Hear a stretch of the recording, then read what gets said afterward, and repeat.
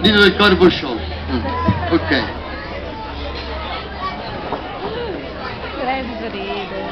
Si sente?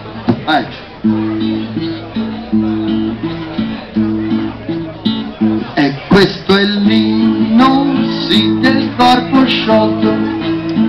La può cantare solo chi caga di molto.